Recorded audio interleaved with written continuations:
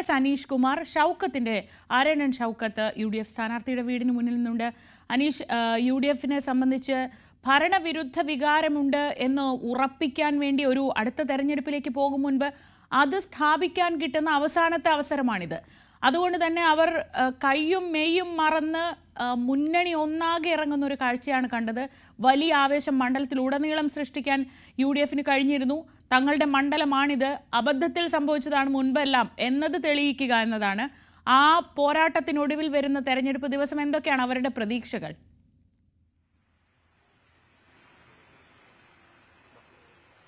ശ്രീജ, അക്ഷരാർത്ഥത്തിൽ ഈ ആര്യാടൻ മുഹമ്മദ് പതിറ്റാണ്ടുകളോളം അടക്കി ഭരിച്ചിരുന്ന ഒരു മണ്ഡലമാണ്.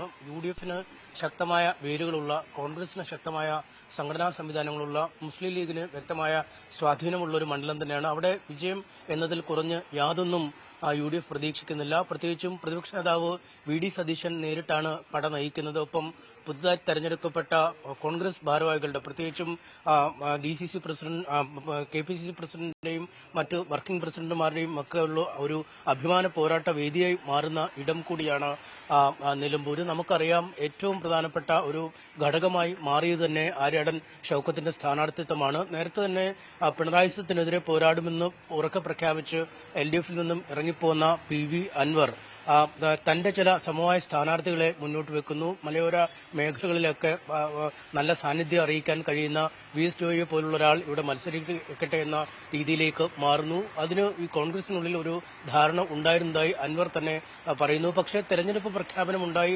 മണിക്കൂറുകൾക്കുള്ളിൽ തന്നെ കോൺഗ്രസ് തങ്ങളുടെ സ്ഥാനാർത്ഥിയെ പ്രഖ്യാപിക്കുന്ന ഒരു സാഹചര്യം, അത് ആര്യാടൻ മുഹമ്മദിന്റെ മകനല്ലാതെ, ആര്യാടൻ ഷൗക്കത്തിന്റെ പേരല്ലാതെ മറ്റൊരു പേരിലേക്ക് UDF മാറാതെ വളരെ പെട്ടെന്ന് പാർട്ടിക്കുള്ളിൽ മറ്റൊരു തരത്തിലുമുള്ള അപസ്വരങ്ങൾ ഉയരുന്ന വിധത്തിലല്ലാതെ, അല്ലെങ്കിൽ അത്തരമൊരു ചർച്ചകൾക്ക് പോലും ഇടമില്ലാത്ത വിധം ആര്യാടൻ ഷൗക്കത്തിന്റെ സ്ഥാനാർത്ഥിയെ പ്രഖ്യാപിക്കുന്നു.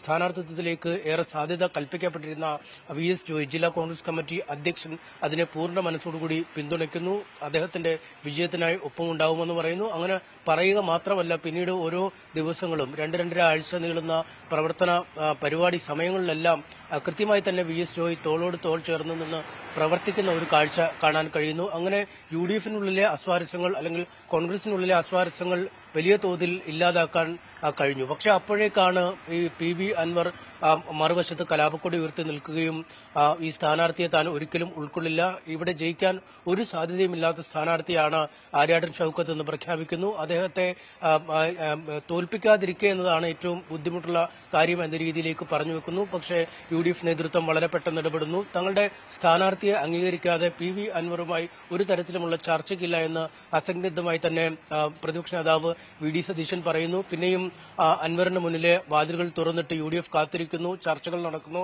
UDF കൺവീനർ പറയുന്നു ചർച്ചകൾ അവസാനിച്ചിട്ടില്ല എന്ന് പറയുന്നു. പക്ഷേ വീണ്ടും വീണ്ടും UDFനെതിരെ ആഞ്ഞടിച്ച്, അല്ലെങ്കിൽ സതീശനെതിരെ ആഞ്ഞടിച്ച്, ആര്യാടൻ ഷൗക്കത്തിനെതിരെ ആഞ്ഞടിച്ച് അൻവർ രംഗത്തെത്തുന്ന കാഴ്ച ഈ തെരഞ്ഞെടുപ്പിലെ ഏറ്റവും പ്രധാന വിന്നിംഗ് ഫാക്ടറായി മാറുമെന്ന് UDF കരുതിയിരുന്ന PV അൻവർ പിന്നീട് UDFിനൊപ്പമില്ല, അല്ലെങ്കിൽ UDFിനെതിരെ നിൽക്കുന്ന ഒരു അവസ്ഥയിലേക്ക് കാര്യങ്ങൾ നീങ്ങുന്നു. അങ്ങനെയാണ് നിലമ്പൂരിലെ പോരാട്ടം ഒരു ശക്തമായ ത്രികോണ മത്സരത്തിലേക്ക് നീങ്ങുന്ന ഒരു സാഹചര്യം ഉണ്ടായത്. ഇപ്പോഴും അൻവർ തന്നെയാണ് ഈ തെരഞ്ഞെടുപ്പിലെ ഏറ്റവും വലിയ ഫാക്ടർ എന്നാണ് പല കേന്ദ്രങ്ങളും, UDFും LDFും ഒക്കെ വിശ്വസിക്കുന്നത്. കാരണം LDFും UDFും തമ്മിലുള്ള വോട്ട് വ്യത്യാസം ഏതാണ്ട് 10-15,000 വോട്ടാണ്, പൊളിറ്റിക്കൽ വോട്ടുകൾ, രാഷ്ട്രീയ വോട്ടുകൾ. ആ വോട്ടിലാണ് പലപ്പോഴും ഇവിടുത്തെ ജയപരാജയങ്ങൾ മാറിയിരുന്നത്. കോൺഗ്രസിന്റെ തന്നെ നേതാവായിരുന്നു ആദ്യഘട്ടങ്ങളിൽ PV അൻവർ. പിന്നീട് സ്വതന്ത്രനായി LDF പാളയത്തിലേക്ക് പോയപ്പോൾ കോൺഗ്രസിൽ ലഭിക്കുമായിരുന്ന, കോൺഗ്രസ് സമാഹരിച്ചിരുന്ന ഒരുപാട് വോട്ടുകൾ PV അൻവർ സമാഹരിച്ചു. ആ വോട്ടുകൾ കഴിഞ്ഞ 2 തെരഞ്ഞെടുപ്പായി LDF പക്ഷത്തേക്ക് ചാഞ്ഞ, അല്ലെങ്കിൽ അൻവറിലൂടെ LDFിലേക്ക് വന്ന ആ വോട്ടുകൾ ഇപ്പോൾ എവിടെ നിൽക്കുന്നു എന്നതാണ് ഏറ്റവും സുപ്രധാന ഘടകമായി നിലമ്പൂരിൽ ഇപ്പോഴും ചർച്ചയാവുന്നത്. ആ വോട്ടുകൾ തിരിച്ച് കോൺഗ്രസ് പാളയത്തിലേക്ക് തന്നെ, അതായത് ആര്യാടൻ ഷൗക്കത്തിന് തന്നെ ലഭിക്കുമോ, അല്ലെങ്കിൽ അൻവറിലൂടെ LDFിലെത്തിയ വോട്ടുകൾ LDFിൽ തന്നെ തുടരുമോ, അതോ PV അൻവർ സ്വയം സ്ഥാനാർത്ഥിയായി മത്സരരംഗത്ത് നിൽക്കുന്ന സാഹചര്യത്തിൽ PV അൻവർ തന്നെ ആ വോട്ടുകളും ഒപ്പം മറ്റ് നിഷ്പക്ഷരായ ആളുകളുടെയും ഇരുപക്ഷത്തു നിന്നുമുള്ള സ്ഥാനാർത്ഥികളുടെയും വോട്ടുകൾ സമാഹരിക്കുമോ? അങ്ങനെയെങ്കിൽ ഒരു കറുത്ത കുതിരയായി അൻവർ മാറുമോ എന്നതടക്കമുള്ള പല ചോദ്യങ്ങളാണ് ഉണ്ടാവുന്നത്. എന്തായാലും അൻവറിന് ജയിക്കുന്ന വോട്ടുകൾ, അൻവറിന് നന്നേ കുറവ് വോട്ടുകളാണ് ലഭിക്കുന്നതെങ്കിൽ അത് UDFിന് വലിയ ആശ്വാസമായി മാറുകയും വലിയ വിജയമായി മാറുകയും ചെയ്യുമെന്ന് പറയുന്നു.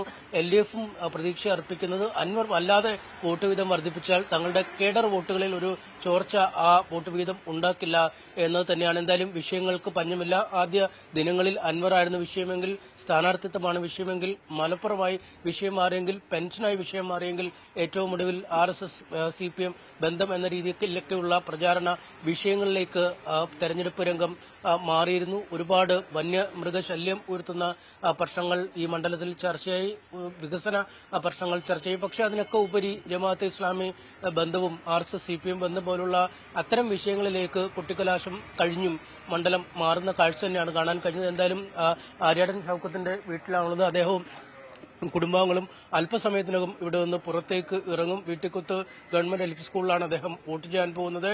കുടുംബവും ഒന്നിച്ച് അദ്ദേഹം ഇറങ്ങുമെന്നാണ് അറിയിച്ചിരിക്കുന്നത്.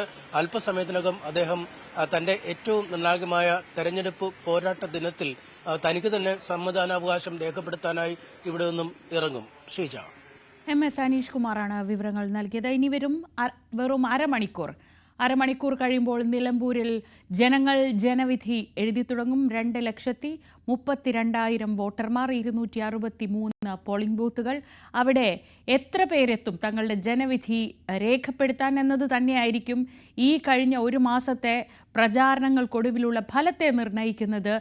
എത്രത്തോളം വോട്ടർമാർ ഇന്ന് പോളിംഗ് ബൂത്തിലേക്ക് എത്തും. പ്രതികൂല കാലാവസ്ഥയൊക്കെ ഉണ്ട്, കഴിഞ്ഞ കുറേ ദിവസങ്ങളായി അതൊക്കെ നിലനിൽക്കുന്നുണ്ട്. അതിനും അപ്പുറത്ത് നടന്ന ഇത്ര വലിയൊരു പ്രചാരണം, കാടിളക്കിയുള്ള പ്രചാരണം, അത് ജനങ്ങളെ എത്രത്തോളം സ്വാധീനിക്കുന്നുണ്ട്, അതെല്ലാം അരമണിക്കൂറിനുള്ളിൽ തന്നെ നമുക്ക് മനസ്സിലായി തുടങ്ങും. ഏറ്റവും പുതിയ വിവരങ്ങളിലേക്ക് മടങ്ങിയെത്താം ഇടവേളയ്ക്ക് ശേഷം.